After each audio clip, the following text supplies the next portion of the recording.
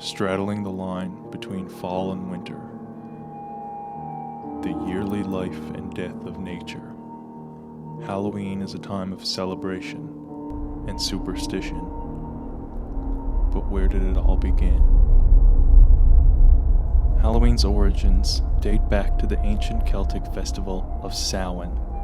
The Celts, who lived 2,000 years ago in the area that is now legend, the United Kingdom, and northern France, celebrated their new year on November 1st. This day marked the end of the summer and the harvest and the beginning of the dark, cold winter, a time of year that was often associated with human death. Celts believed that on the night before the new year, the boundary between the worlds of the living and the dead became blurred. On the night of October 31st, they celebrated Samhain, when it was believed that the ghosts of the dead returned to Earth. In addition to causing trouble and damaging crops, Celts thought that the presence of the otherworldly spirits made it easier for the Druids or Celtic priests to make predictions about the future. For a people entirely dependent on the volatile natural world, these prophecies were an important source of comfort and direction during the long, dark winter. To commemorate the event, Druids built huge sacred bonfires where the people gathered to burn crops and animals as sacrifices to the Celtic deities. During the celebration, the Celts wore costumes, typically consisting of animal heads and skins, and attempted to tell each other's fortunes. When the celebration was over, they relit their hearth fires, which they had extinguished earlier that evening from the sacred bonfire to help protect them during the coming winter. On May 13th, 609 AD, Pope Boniface V dedicated the Pantheon in Rome in honor of all Christian martyrs, and the Catholic feast of All Martyrs' Day was established in the Western Church.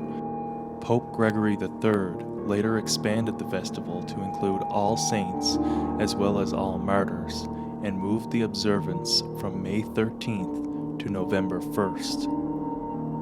By the 9th century, the influence of Christianity had spread into Celtic lands, where it gradually blended with and supplanted the older Celtic rites. In 1000 AD, the Church would make November 2nd All Souls' Day, a day to honor the dead. It is widely believed today that the Church was attempting to replace the Celtic festival of the dead with a related but Church-sanctioned holiday. All Souls' Day was celebrated similarly to Samhain, with big bonfires, parades, and dressing up in costumes as saints, angels, and devils.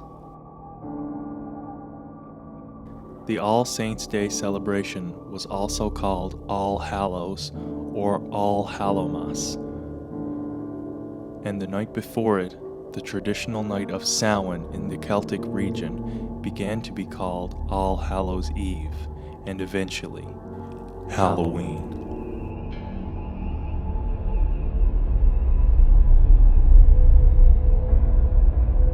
Celebration of Halloween was extremely limited in colonial New England because of the rigid Protestant belief systems there.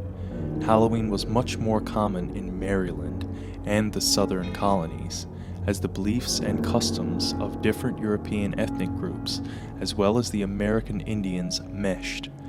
A distinctly American version of Halloween began to emerge. First celebrations included play parties, public events held to celebrate the harvest, where neighbors would share stories of the dead, tell each other's fortunes, dance, and sing.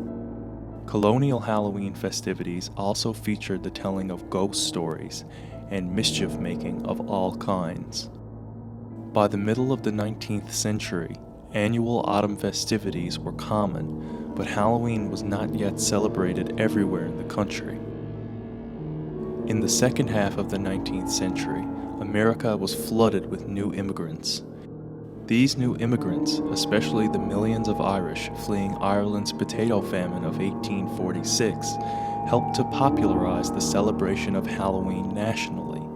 Taking from the Irish and English traditions, Americans began to dress up in costumes and go house to house asking for food or money, a practice that eventually became today's trick-or-treat tradition. Young women believed that on Halloween they could divine the name or appearance of their future husband by doing tricks with yarn, apple parings, or mirrors. By the 1920s and 1930s, Halloween had become a secular but community-centered holiday, with parades and town-wide parties as the featured entertainment.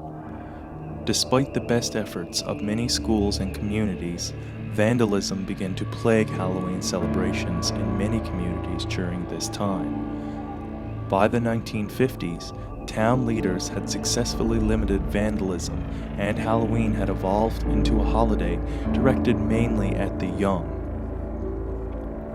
Due to the high numbers of young children during the 50s baby boom, parties moved from the town civic centers into the classroom or home, where they could be more easily accommodated. Between 1920 and 1950, the centuries-old practice of trick-or-treating was also revived. Trick-or-treating was a relatively inexpensive way for an entire community to share their Halloween celebration. In theory, families could also prevent tricks being played on them by providing the neighborhood children with small treats. A new American tradition was born, and it has continued to grow today.